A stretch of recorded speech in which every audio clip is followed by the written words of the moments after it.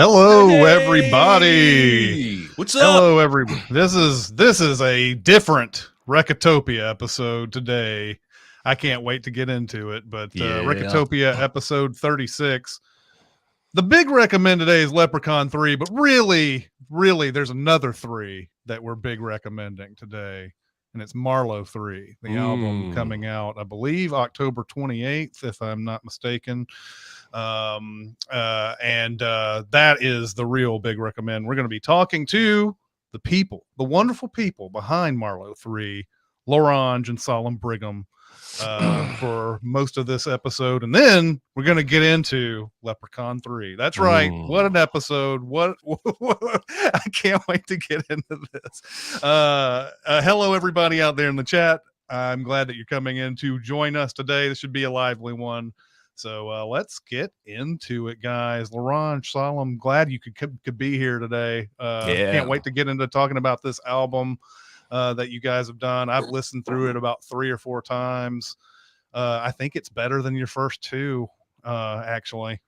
And this Past Life song, both Jeremy and I have heard it, gone through it about, I don't know, he's probably listened to it more than I have, but I've listened to it quite a lot. So tell us about the collaborative process, how you guys got into all this, and now how you at a third album at this point.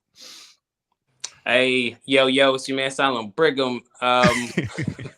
Me and L'Orange, making music for a long time. Where I'm from, music is just kind of a thing that you do. When I went to school, it's just something I carried with me, and eventually some of my music got to L'Orange, and he reached out to me. And we linked up, man, at this wild ass place, this wild trap house where he was living at the time. And at first it was kind of rocky, we didn't really hit it off. But he did tell me, he was the first person to tell me I could do this for a living, and I had something different. Made me believe in myself. And he threw me on the project that he was working on. And he told me about this dream that he had. And later on, we was able to make it come into fruition. Awesome. First of all, I love that you guys just number them and don't come up with fancy titles for the albums, because it feels the music really does feel like a progression, like you two are evolving together. And I agree with Chris. This is my favorite. I loved your first 2 albums, but this one, it just feels like there's so much depth here. When you write, I'm a songwriter, a bad one. You're not going to hear my music, but I'm very curious about your collaborative process, and whether there's a set way, or whether you guys kind of go back and forth on, like, Solemn, do you bring some kind of lyrics, and then L'Orange, you put some music to it, or do you go in reverse, or does it just kind of depend on the song?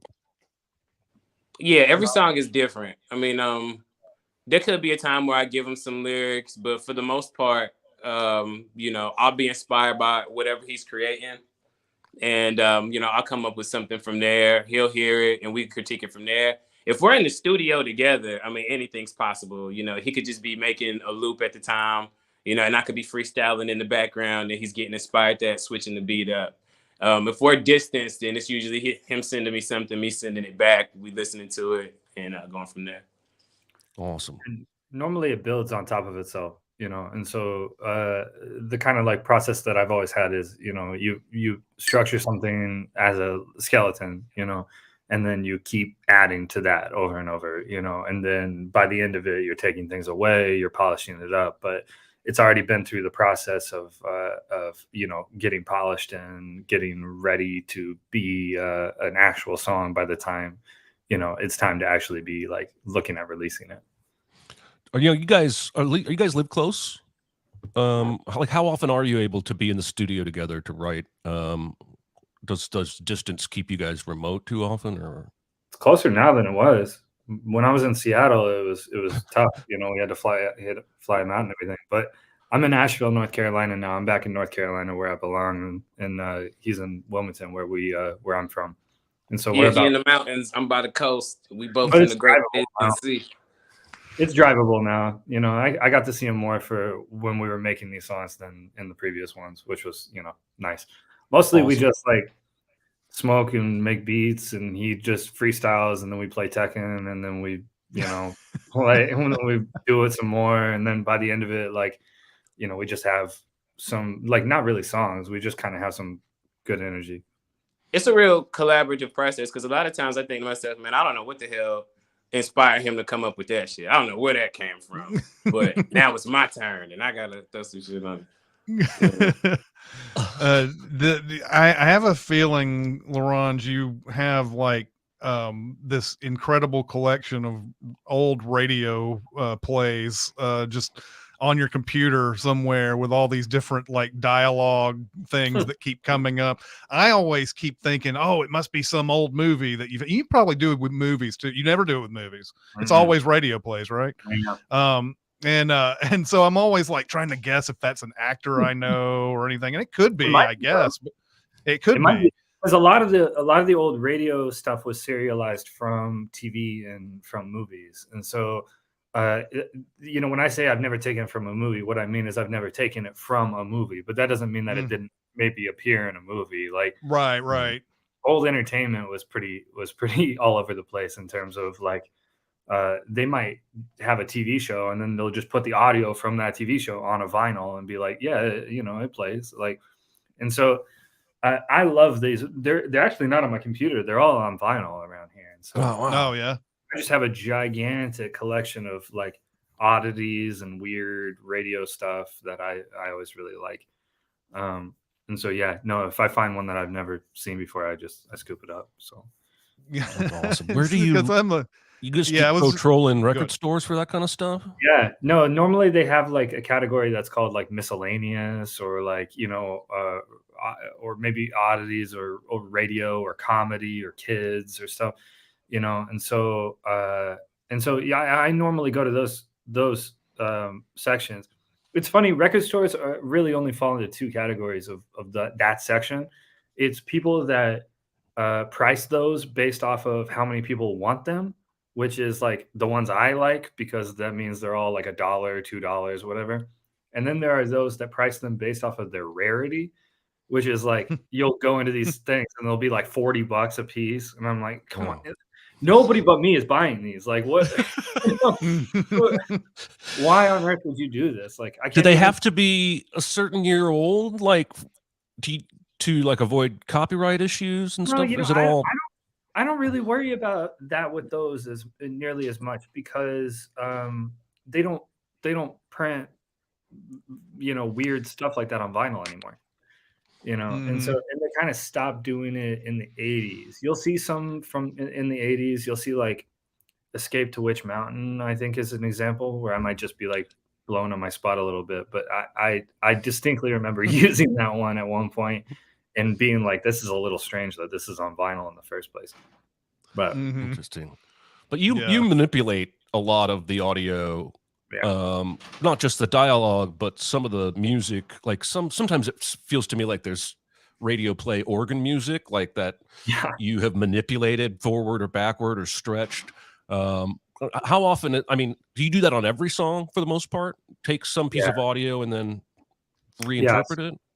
I mean, that's my whole job, you know, is being able to take, I mean, largely even my job as a whole, and including songwriting and working with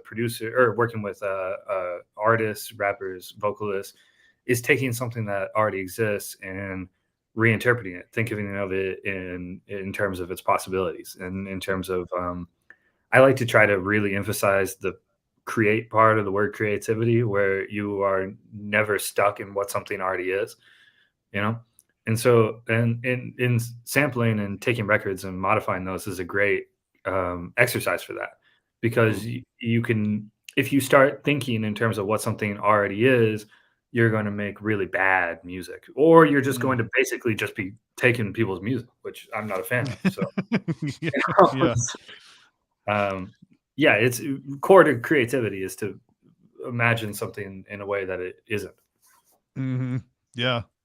There seems to be kind of a theme in the lyrics, maybe, that I've picked up in the 3 or 4 listens on this. Could you talk about, is there a theme to this album? Or are all the songs kind of like, I don't know, just they're their own thing? behind the excitement that we try to put in front, yeah, there is a underlying sense of, you know, getting what you deserve, becoming whole again. A lot of the lines I take from my life and I take from L'Orange's life. And, we've been through a lot of dark places individually and together. So a lot of what you hear is that story. A lot of what you hear is how I feel, and my view in the world. And me also speaking for L'Orange, me trying to be his vocal piece and us together. But in your face, what you're going to hear, if you've never heard of Marlowe, if you just say hearing one of our ads or something like that, you're going to be excited and you're going to hear some music that pops. Underneath that, if you start listening, I hope you can get a piece of it that you can take and it can be meaningful to you. But I definitely put our lives into these raps. I wanted to ask. So sorry, follow up, Chris. I was just going to say the song "Past Life" seems to have lyrics about people who are represent themselves one way but aren't doing the aren't really living the life that they claim that they are, and things of that nature. So there's talking about hands up and then hands out. So there's like a lot of people who are asking for things they don't deserve. Maybe, I don't know. There's something kind of like that, or just correct me if I'm wrong. Well, really getting in past life, I was speaking about, I guess, a specific duality of living in hip hop and living in the streets. A lot of people transition from, not having a normal 9 to 5, so to speak, into music. It's like a common thing. Or for a lot of people, music is just like a dream, like some Disneyland thing. As soon as I make it, I'll pop off. And I can say living in both sides, it was my attempt at trying to give my perspective, some of the things that I've noticed and some of the things that I've been through, going throughout the game, to let everybody know that it ain't sweet, but it is very sweet. I was actually going to ask about Past Life specifically, so I'm glad that you brought that up, Chris. When you say, imagine all the numbers if we hit the same crowd, who are you talking to? Are you talking to yourself, your past self, or are you talking to, actually just answer, I won't speculate. Who are you talking to there? Yeah, so I'm talking to myself, and I'm talking to anybody that might decide to set foot in the rap game. If you're hearing this, I'm talking to you. And also there's a conversation going on between me and myself, trying to decide, how I want to finish the rest of my life. Do I want to live it in the past, or do I want to move forward with this new venture? It's me going back and forth, and also talking to you. If you deciding to jump into the game, you could decide for yourself. Awesome.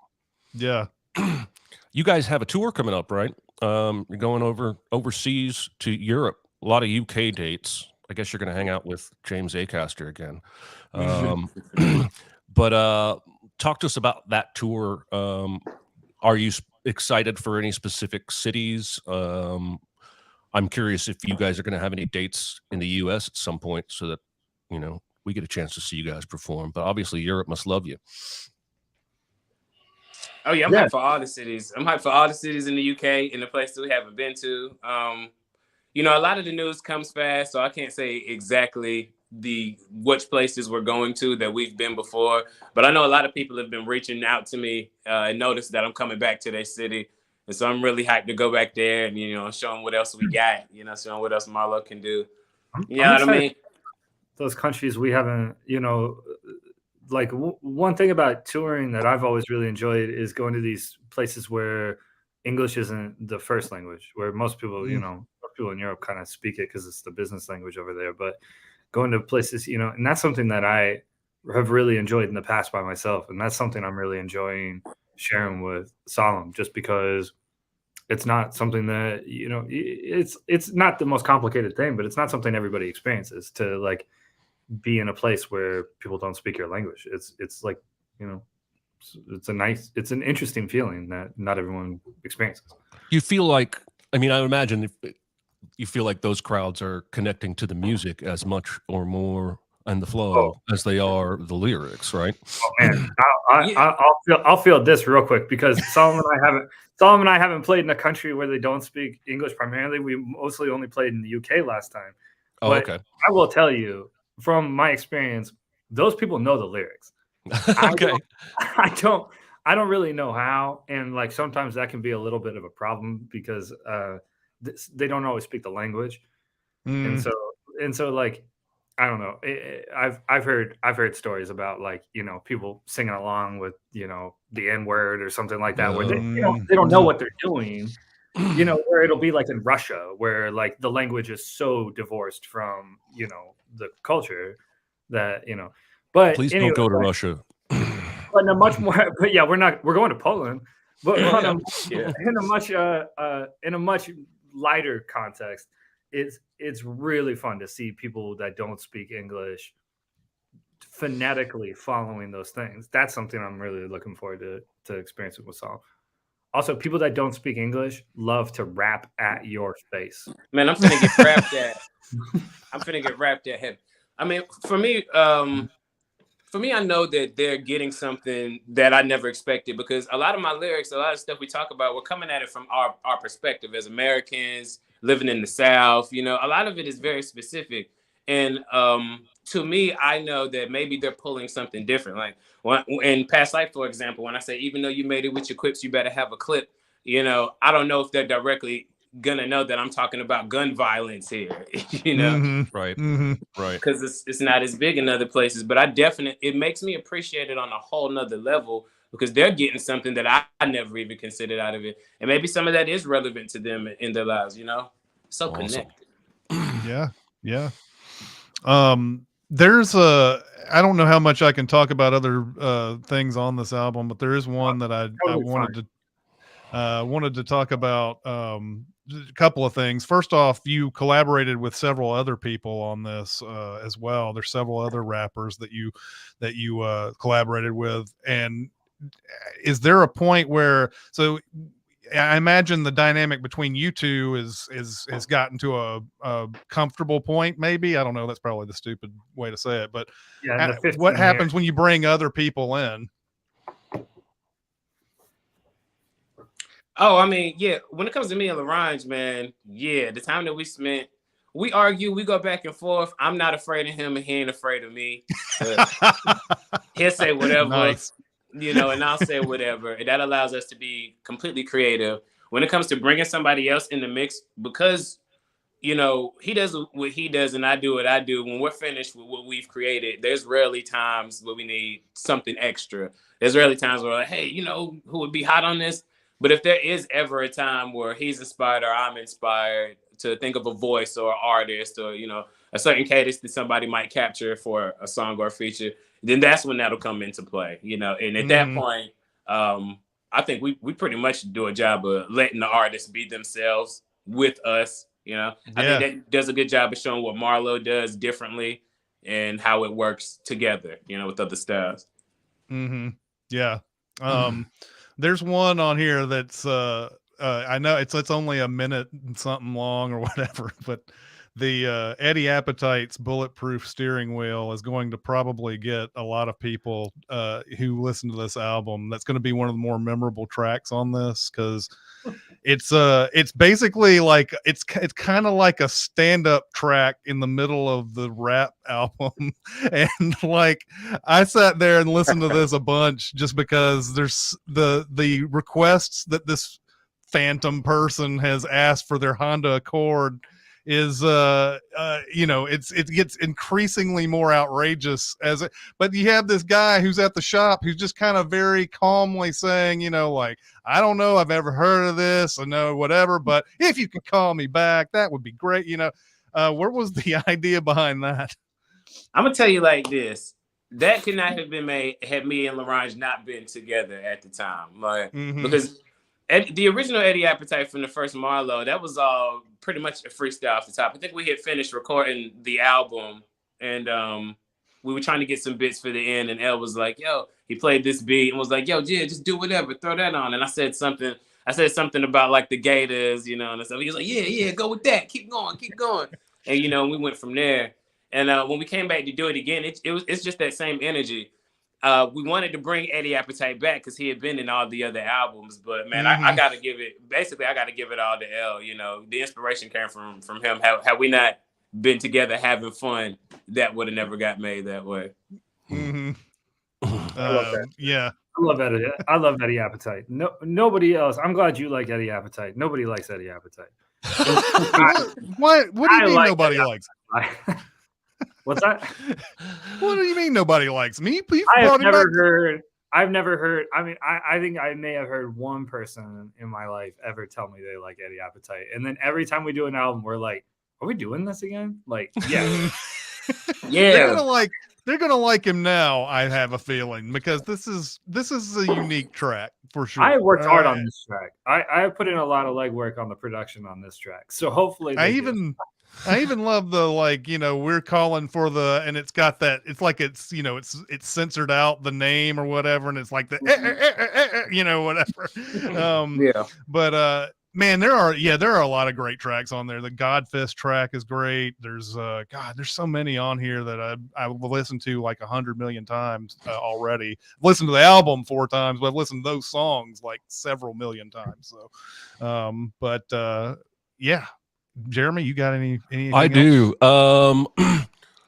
So let's talk about movies for a second. Not the big recommend, but what are some? I know L'Orange, last time you were on the show, a different show, and it was years ago, but we talked entirely too long about a Christmas movie that you love, Jingle All the Way. But what are some of your favorite movies in general? What are some movies you've seen or TV shows you've seen recently that you are really digging? well, my favorite movies of all time. My favorite movie is Being John Malkovich. That's my favorite movie. Yeah, it's a good one. Good choice. I'm a big fan of that movie. I also, there's a lot of I like a lot of kind of nostalgia and stuff that kind of references nostalgia and all that, but in terms of TV, I have been really absorbed in the underrated genre of low stakes, pseudo competition, semi-educational television shows.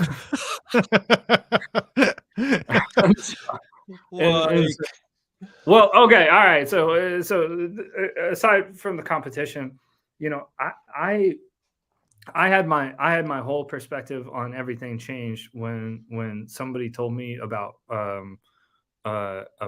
Pawn Stars. So the show. So the show Pawn Stars is a show I've watched. I'm not loyal. I don't love it. It's not top 5 all time, but I've seen it and I really enjoyed it. But somebody broke my brain. Somebody broke my brain because I don't know if you've ever seen the show, but they have like it's like a trivia show. It's like people. I think I've seen some hate on it because it's kind of campy and it's not history, but it's trivia, right? Trivia is more fun than history, and so. But it broke my brain because they have these little skits in between the little pawn things where it'll be like who drank all the creamer, and then it'll be like, guy, just holding the creamer, right? And then he's like, whoops, and then they move on. And I had somebody, and I love those skits. I love them, right? And somebody told me a while ago that they were like, yeah, but that's fake, right? And I'm like, what does that mean? And they're like, it's not real. And I'm like, what do you think Seinfeld was real? Like, what are you talking about? He's like, and he goes, no, but it's supposed to be reality TV. And my brain just broke in half because the whole reason I love this show was because I was like, what a unique opportunity to really display some like B theater, like campy skits. Like, I thought the whole premise was that they were just like doing like borderline improvising, like stupid. Dude, people, like the concept of that show is that it's a fly on the wall of a pawn shop. Right. Oh my God. The fact that that's good, that broke my brain. That I was like, this was so much better as like a campy B movie than as reality television. It's so good.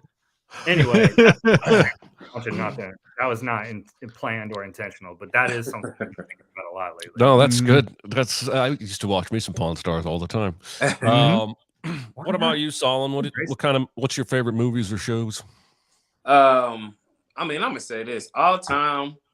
If you've ever heard of "Don't Be a Menace to South Central while drinking your juice in the hood," Yep.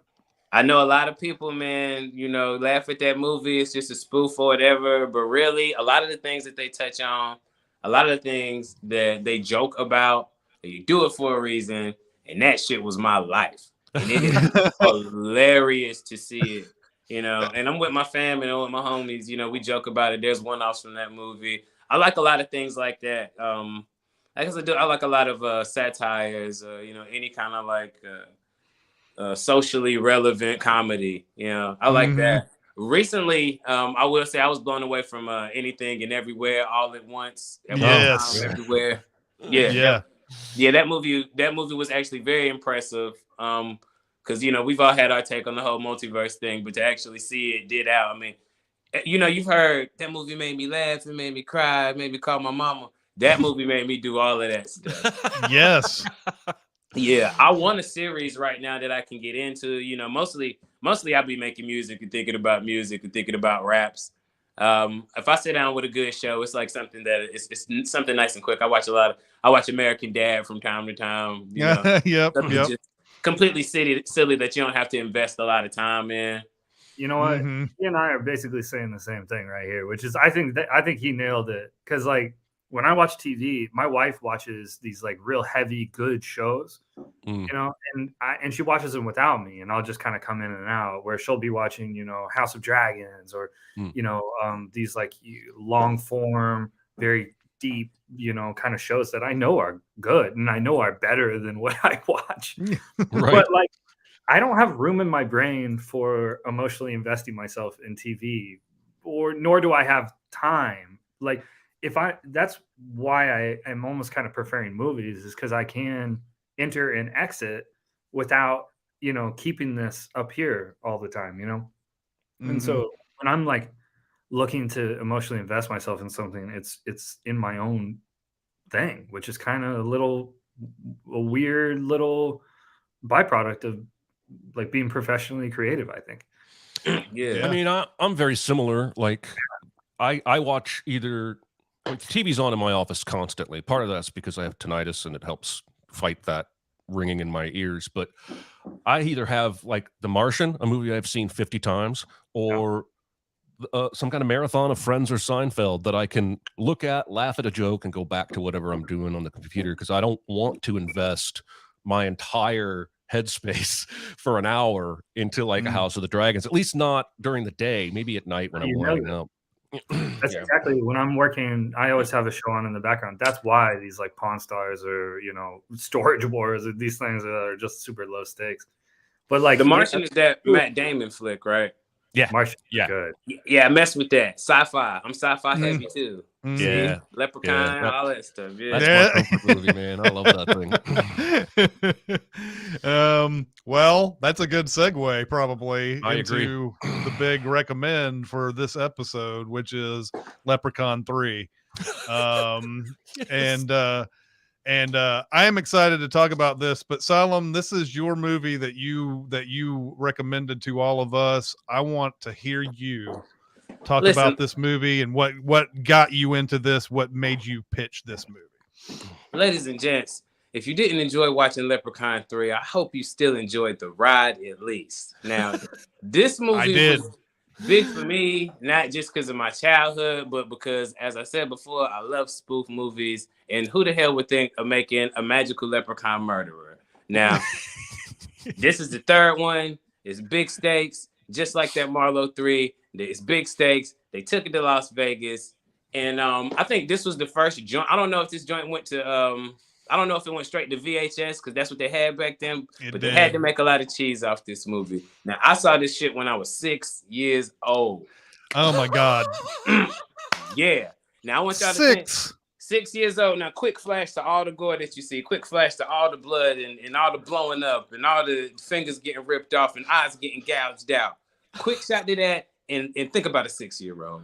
I'm thinking about the 6-year-old. 6-year-old me would have been running out of the door for sure. Are you? What about you? Were you just sort of staring at it and watching it? I watched the did you whole run away? thing because you can't not watch it. I mean, it's got a lot of lights and stuff. It's a magical leprechaun. It moves fast. It goes from here to there. So it's got a lot for a kid. And yeah, I watched the whole thing, man. I was traumatized for quite a long period of Okay, time. okay. I was wondering about your soul there, I think this was before 6 years old. You definitely didn't know stuff wasn't real on screen. You know, like Right. I'd seen somebody bite somebody's ear like this. I would have been out the door. Yeah, that was wild. And now this, him being violent and ripping people's stuff off, that was wild. I was like, man, he couldn't do that to me because he's too tiny. But what got me was he is magical. He can poof. Yeah. He just made fire appear. And I was thinking to myself, if he comes at me, I cannot fight that. He'll be in the cabinet, and then he'll be on your front door. He'll be on your chest. And then I started thinking, man, he probably got some superhuman strength. Who knows what this dude can do? If you watch the movies, they switch up his powers every single time. Yeah, I mean, just on that note, real quick, that's a good segue into my observation that Leprechaun can create life from TVs and yes, prostitutes. I don't know how this format normally goes, whether we normally just jump into 2/3 of the way of the movie, but that scene, I'm so confused by. It was totally unnecessary. Why did he create a prostitute and then he was kind of having sex with that dude with his as an avatar? Yeah, he created a prostitute, a real human prostitute person that came out of a TV, like The Ring. And then at a certain point, he starts making a commercial for himself, on the TV, and in that moment, I know it's important to remember that this movie is about watching a movie, right? This movie is not about the world of this movie. It's about the experience of watching that movie. But I know this is too much, but I'm sitting there going so dude can create life. He is clearly sexually curious. He is absurdly bad at using his powers. If this, I mean, that's probably the weirdest part. Is dude could just be it reminds me of you remember in X-Men Apocalypse where the very first scene he turns people to sand. Yes. And then the rest of the movie he's shooting beams and stuff where I'm why don't you just use the sand thing? Nah, you right, because see, I thought that too. I was like, yo, why can't you just make fire happen all the time? Poof your goal right to you. They explain it, and the further he is away from the goal in this movie, the further he is away from the goal, the less power he has. Okay, well then let me throw this out here because this entire movie took place in a half a square block. Yes. Right? and so at this point, when he's creating life in a hotel room, he is as far away from his goal as he could possibly be within the confines of this movie. And so maybe the hotel room was next to a window, man. From while his shit is in a safe. In there, I mean, if that's him nerfed, if he's nerfed because doesn't have a gold in the hotel room creating prostitutes, then I think he could turn people into sand. That's all I'm saying. I tell you, the punchline of this entire scene to me is that once this prostitute turns into a robot, why they decide that the robot still has boobs on it. Yeah. Yes, she did. It's all metal. It's all Terminator, it's faux Terminator, but the boobs are still there just in case. You were like, man, where'd the boobs go? My wife was gone last night while I was watching this movie, and she texted me. I'm on my way home about 9 minutes before that scene. And I was really just watching it the whole time going, I know she's going to walk in right now. And I'm going to have to explain the whole context of this movie. And I'm going to have to explain why this robot has boobs. And I couldn't really do it. And then it electrocutes him, which of all the things, right? Of all the things I'll tell you what, I got about halfway through the movie and I was like, well, the fuck am I watching? Why does a 90-minute movie have this many storylines? But once main dude got bit and started turning into a leprechaun himself, I turned around completely. That saved the movie for me completely, and I think that brought that actor to life. Like It think did. he was I having saw so him much cast fun. it. Yeah, I totally, I called Solemn halfway through this movie, and I was going, "Why did they cast this dude? Like, he is terrible at everything." And then he turned into the leprechaun, and I was like, "Oh, that's why." Yeah, Yeah, he's great once he turns into leprechaun. And by that point, I started laughing at everything that had previously been making me, scratch my head. It all just became very fun to me. The very first thing he does is try to get potatoes, and I'm like, "This can't." It's like it's like the very first thing he does when he turns into a leprechaun. Yes. So yeah, this John Gatton's, who is the main guy in this, ends up being like a somewhat decently respected screenwriter. After all of this, he doesn't act too much longer after this movie. Flight is his biggest movie that he writes. Oh, wow. After this. Wow. But he wrote a few others that you've heard of, like Real Steel, and let's see, what else did I he love have Real on Steel. here? I think he wrote Kong Skull Island. Let's see, what else did he have on here? The Power Rangers movie, Need for Speed, and Coach Carter, Hardball, and Summer Catch. All of those. Oh, wow. He did well. Yeah, he did well. Yeah, he does pretty well for himself. I like when he found the dude in the pawn shop, and he goes, "Oh no, I thought I was having a bad day." Yeah, exactly. He sees a dead body.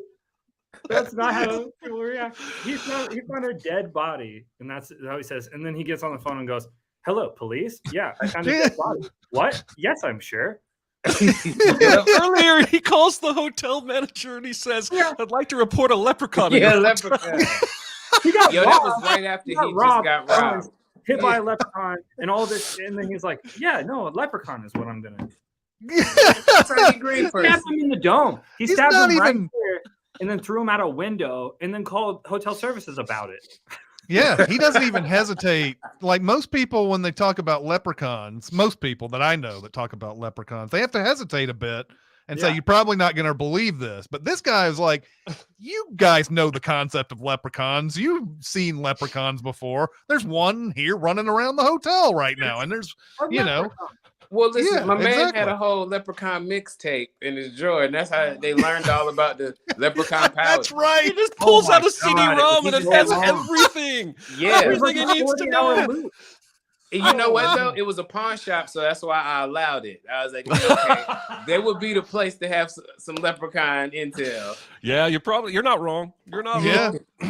He knew right where it was. It's that guy in the beginning. Do you know Solemn? Is that guy in the beginning who brings the leprechaun statue to the pawn shop? Is he from the previous movie? No, there's no continuity involved. The statue appears out of nowhere. That dude appears out of nowhere.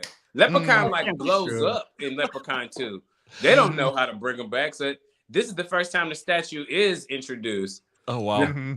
Now, some of the weaknesses was the same, but man, they mixed up all the rules in this one. It was all about Las Vegas for this one. If you watch the first 90 seconds of this and then just pause it, it's the most weird interaction where the dude comes in with a statue and the guy goes, "I will give you $5 for this," and he goes, "Whoa, 20," and then he goes, "Oh, 10," and he goes, "Okay." Yeah. He did it for 20 bones. He did 10. All right. It's basically he's just trying to get this dude out of his shop. Like how much? It's not so much how much do I want to pay for the statue. How much will get you out of here is basically what it comes down to. Now that I know that dude wasn't in previous movies, why not just start with the guy who has it in his pawn shop? Like, why do we just see him buying it for $5? They want to be able to go back at some point and make Leprechaun 2.5 that's why they did it. So they can tell the story in between and how that man came to be in possession of the statue. I am so upset that dude's not from previous Leprechaun movies. I really thought he was. Well, what about my shop owner, man? First thing, this dude get his ear bit off. All right. Then he gets his toe also bit off. He gets his toe bit off, and he's like, I probably should have got a better reaction, but keep rolling. You know, But keep rolling. and then he's like, he doesn't go to the hospital. He bandages it up. He bandages his toe up. He's like, okay, I'm about to go get this leprechaun. Yeah, The first thing he says is, he's like, I'm gonna get him. I'm like, that is not a human reaction. Yo. And so he goes to get him, and then he gets shot in the arm with an arrow, and then just like pulls that joint out. Like, oh man. So there's a lot of really there's some decently fun characters, even though there's a lot of stereotype type stuff going on in this, especially that shop owner. But Tammy, played by Lee Armstrong, she apparently stopped acting after this movie, and I don't know if it means this movie caused her to stop acting, or if it was just like, I'm done. I was already on the cliff, and now Leprechaun 3's happened, and now there was even that scene where the casino owner's like, "You're never going to work again in this town." And she didn't. Yeah. Oh, yeah. That's so sad. So the only way so I was trying to fill my wife in on this last night, and I told her, I was like, yeah, there was a dude who like kind of almost accidentally sexually assaulted this person. And she goes, what does accidentally sexually assaulted mean? And I go, that's the right question. But trust me, I can explain it. Like, he was a bad dude because he fired her. But other than that, he was a victim. And also, he was a victim. He was a victim because he didn't know that he could make wishes when that happened. Right. Mm-hmm. Yeah. So he like found her. Also, and this is real nitpicky, but like, I see why the writers did this, and I'm not saying that I would have liked it differently, but there's no reason that she should have stopped wanting him. None of the wishes ceased becoming true when the coin got taken. Yeah, like, that's the only one, isn't it? The money, girl wished for beauty, she kept the beauty. The dude wished to be the greatest magician ever, which had no payoff. He doesn't use it at all. No. None. And then the dude, he wished that she wanted him, and then all of a sudden she like snapped out of it. Which that wasn't really. I was sitting there thinking the same thing. Like it seemed like one of them may have gone away, and maybe the main guy's luck went away when he got the coin taken from him. I'm not sure, but luck did go. Well, I don't know. Well, no, but it does seem like they kind of like didn't have an answer for that, because the character of Loretta, he didn't wish for luck. He wished to be back in the casino on a winning streak. Oh, yeah, that's right. So that was the fulfilled. So he got it done. Yeah. Yeah. But though the Loretta character who wanted to be beautiful, I kept thinking, well, once his coin was taken away from her, she was just going, like, everything was going to revert back to, but they sort of like glossed that over, because Leprechaun shows up magically, of course, to her. I don't know how he knows where the coin is at any one time, because a lot of times he's just sitting. A lot of the movie is him asking where the coin is, but then he shows up magically wherever the coin is. So I don't know. He's also always showing up at the wrong place, saying that he knows where the coin is. Right, he's like just before it got taken up. Well, listen, he's sniffing the coin. He's like picking up the scent like a dog, so he's coming just a second too late. But that's why he goes to my guy's room and bites him in terms of Leprechaun. The coin was just there. Fazio took it. Yeah, that's why he went to the guy who got electrocution bang. But if he had just walked to the room instead of teleporting, he would have passed Fazio. Well, probably, he Leprechaun. First off, you gotta understand, Leprechaun do it for the kicks, okay? That's why the chick actually came out of the TV. That's why he was doing commercials. He was gambling for a little bit when he first came in the casino. Yeah. He was like, yo, he was taking money from. He put doo-doo in my man's hand. He was doing. Talk about some weird stuff, man. The green poop that comes out of his shillelagh. Yeah. Now, when I was younger, I didn't know what it was. I thought it was like, I don't know, some food or something. So Leprechaun, please give it to the guy. Yeah, right? Yeah.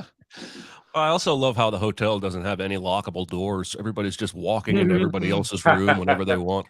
And in in the casino owner's room, there are 3 exits, because when the main character takes Tammy up there to confront him, they come in the main exit, and then they scurry off to the right, and the casino honcho, like heavy guy, comes in a completely separate entrance, and then we see the main characters are out on some kind of fire escape. So that room has 3 main entrances. That is a very dangerous hotel. This guy was obviously into some heavy stuff because he owed the mafia some money on his janky casino. So he had to have money. And if I owned that casino, I wouldn't have it any other way. I got to get in and out.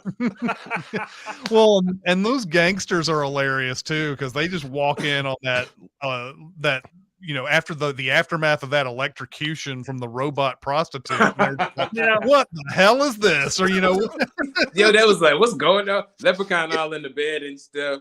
He got hit with something. Like, yo, what is going on here?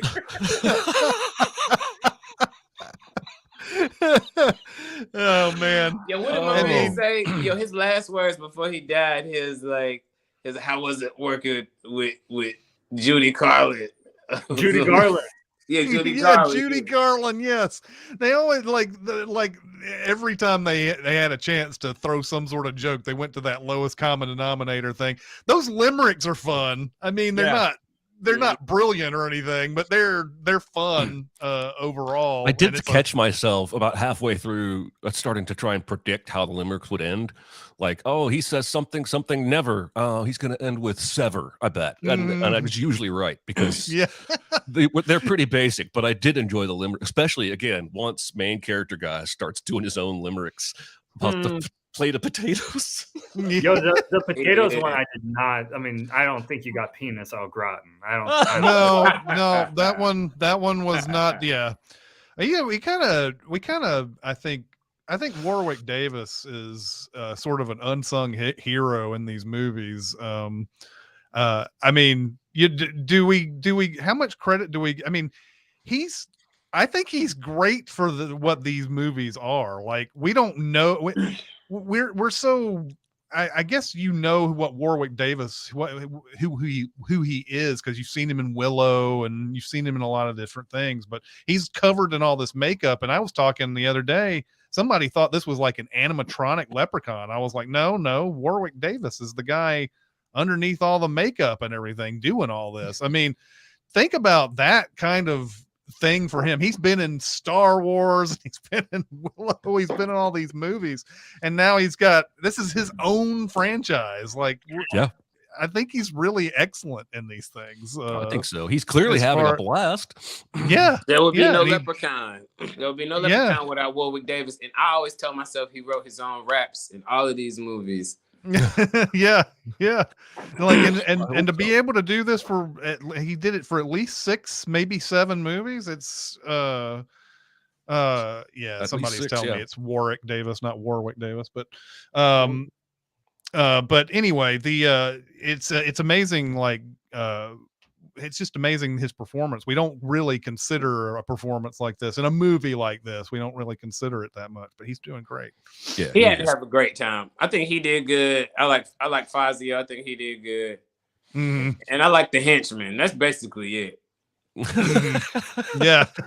Everybody else just did what they main could. guy once he gets turned. I saw somebody asking about why I saw somebody ask about why he got turned into a leprechaun, but pawn shop owner who got bit didn't. But the difference is he made the leprechaun bleed green blood into that open wound, and that's why he turned into a leprechaun and nobody else did who got bit. Yep. So caught you not paying attention right there. Well, there you go. And we wanted it, him coming through the first 2 movies with all his powers. I always thought, yo, what if he ever went up with another leprechaun? And they gave it to us, for a little bit. This dude ain't knew what he had, but I like how they did that. I feel like the movie wanted to be more about that than it was. That CD-ROM at the beginning of it promised us there would be leprechauns fighting at the like, as it said, whenever they're in the same area, they don't like each other and everything. And I was like, you better give us leprechauns fighting by the end of this. Yep. And just sure enough, they did, man. They sure enough did. What was is that pendant from another movie? Now the pendant comes back, but before this, I don't think the pendant was a thing. Because they were really like promising us a pendant thing. Am I wrong? Like there was a lot of pendant interactions, and then at the end they were like, no, set the gold on fire. Mhm. Yeah. Yeah. Dude, I mean, what about this movie? Like, why does setting gold on fire impute that the gold is destroyed? Like, people. If you set gold on fire, it melts. Because It it doesn't loses its disappear. power. It's not in the leprechaun form anymore. He Ah. dies. Mhm. It's a wrap. You Okay. know? Yeah. We got to trust the expert here. I'm That's gonna right. go with what Solemn has to say here. Mhm. See, I'm with it. leprechauns were made to protect the king's gold. The king had a specific gold, all right, and his insignia was imprinted on each piece. Yeah, they Not what the explained it. CD-ROM said. That's not what the CD-ROM The said. CD-ROM ain't getting all of that, but this The CD-ROM said that they were elves and they got too mischievous and cared about gold too much. and then they ended up, which, by the way, misunderstands a lot of things about elves, about greed. I'm not super comfortable with that concept. and Elves leprechaun back are taller and more slender. You know, Listen. they're not as small, but you know. Yeah, even going- Tammy's like, if we find that gold, we're gonna destroy it. And he's like, maybe not, babe. Maybe we shouldn't. And Yeah. like, Mhm. he's already sucked in by the gold before he even finds it. I wanted him to stay a leprechaun and use his leprechaun powers. I wanted him to actually get short, but I guess they Ooh. couldn't come up with a way to do that. Yeah. Put bad makeup on. And when they They put that could've done makeup like on a- him and he looked in the mirror, I thought he looked the same. I thought he looked exactly. He kind of I was like, yeah, he was already looking pretty rough out there. Oh, And which then- reminds me, there's that amazing scene going to the hospital where the doctors are sitting there like trying to figure out what to do, and they're like, well, we'll do all the tests starting with A today, and then we'll do the one starting with B tomorrow, and then we'll start with C, and then they're like, well, we go golfing on Thursday. Well, this is an emergency.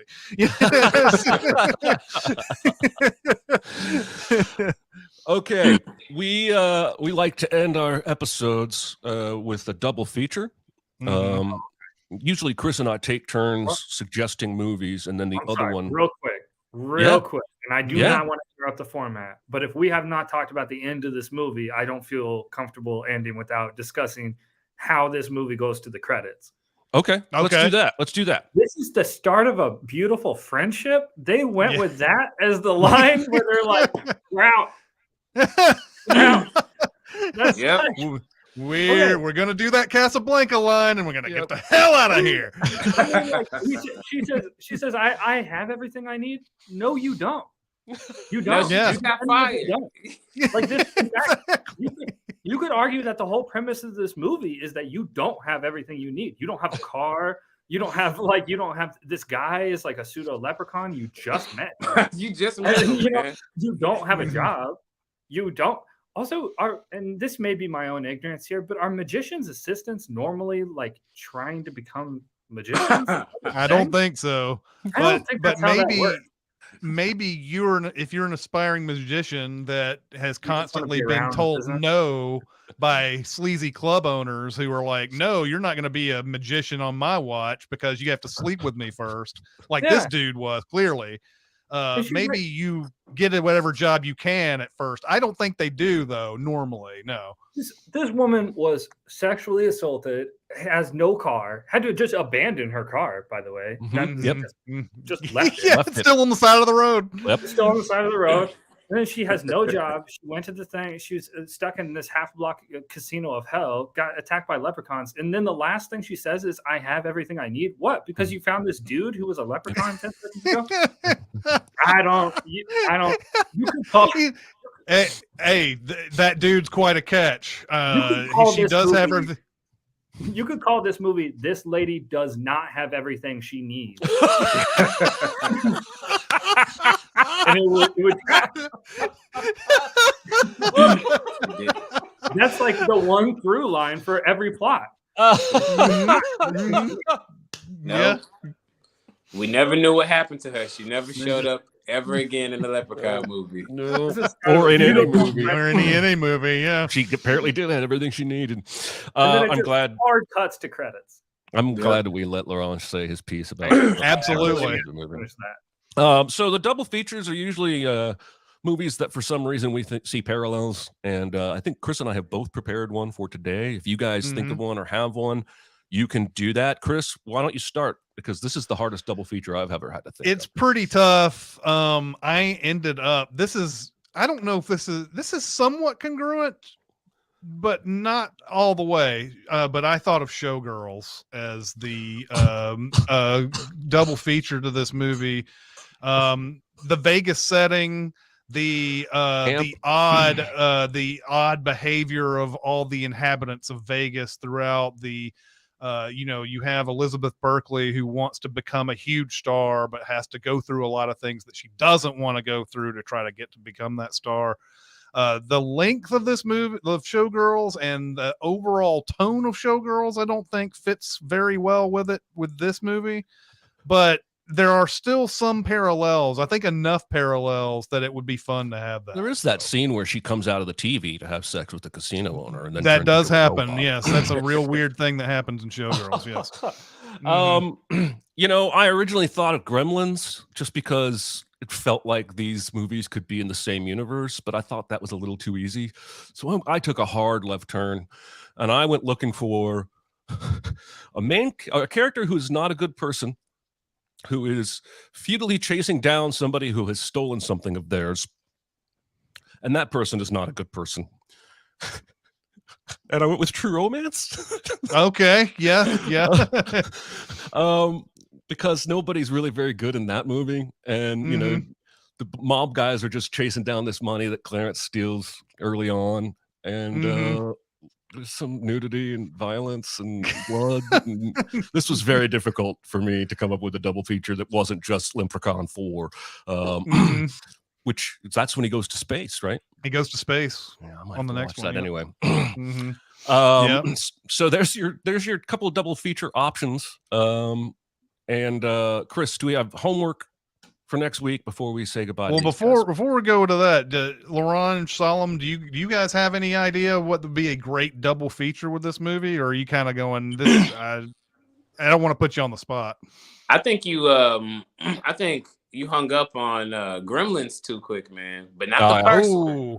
See, the Gremlins second? 2, they put it in New York, man. They pretty much do the same deal. It's goofy as hell. This is an excellent one. Yes. Let's look for that, man. I had a similar feeling when I saw the second Gremlins is when I saw Leprechaun 3. Maybe I saw them around the same time. I don't know how close they are together. No, that's a but good yeah, they're call. both kind of critter movies. If Leprechaun is a critter, Yeah. both try to do it big. I love this choice. My God, I feel bad that I didn't even come up with it on myself, but like that's an excellent double feature with this movie. Absolutely. Yep. L'Orange, do you have one? I would go. I'll go with the first Toy Story. Okay. Those are just movies kids watch when they're 6. Yeah, exactly. There's a common bond here. Yeah. Hey, they both came out in 1995 as well. Yeah, Yeah. That's the thing. When I popped this Leprechaun 3 in, and the very first shot came up, I was like, oh, 1995. This came out in 1995, guaranteed. It just looks like Showgirls came out in 95 as well. So wow, there you go. Can I ask you a general movie question that a little theory I've had recently? Just seems sure. like the right space. My theory is that the most 80s movies came out in the early 90s. That's my theory. That's the theory I'm going with. And I'm looking forward to y'all giving me a quick little feedback on that. Because every time I see from 1990, I'm always thinking this is the most 80s thing I've ever seen in my life. I think that we tend to associate the last part of that era of whatever with the previous one. So I agree. Especially if you look at music, specifically pop top 40 type music. Yes. I think the 80s actually extends to about 1992. I've actually had this conversation with a friend of mine before. Disco happened a lot. There was a lot that moved into the early 80s that people associate with these. I think this happens with a lot of different things. Music is the same way, although there's a stark contrast with the 80s and 90s because grunge started becoming a huge thing in the early 90s. But like the pop music from the 80s to the 90s is kind of in that same like it's this almost, you have to guess a lot of times. Is that 88, 89, 90, 91? It's kind of in that. You guys may have an ear that's so tuned in though that you may not even realize, but I feel like that's the way a lot of that. We don't know what our decade is yet until it gets way farther into the decade. So, I think that's a valid thing. A lot of these movies that was my little musing because I've been watching some early 90s movies lately, and every time I was like, man, this seems like this is like the most 80s thing.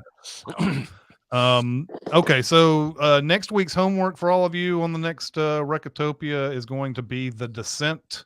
This horror movie that came out in but it says 2005 on the IMDb, but I believe it came out in 2006 or 2007 in the States. A movie that was so scary that I remember walking down the hall of the movie theater I was working at, and some woman came out of the theater who just could not take it anymore. That's how scary she thought that movie was. But that's going to be next week's homework. For those of you interested, you can watch that for free on Tubi. I think that'll have ads. It's on Amazon Prime with a subscription. It's on Paramount Plus with a subscription, and it's on Sling TV and Roku with the premium subscription. And apparently, there's different endings. Like the U.S. ending sucks, and there's another ending on something. So if you can find the better ending, go find that. I haven't seen this movie since it came out, so I'll need to see if I can find that ending somewhere. Anyway. Thank you so much, L'Orange, Solemn, Brigham, coming on here, talking about Marlowe 3. It comes out on October 28th. And having listened to it many times, you guys got to go out and get this album. It's really good stuff. And I wish you guys continued success with this. You guys have obviously found a groove with these albums. So, yeah, come back for Marlowe 4. We'll do it all again. Yeah. All right. Yeah. Thanks, everybody. All right. We'll see everybody. Peace.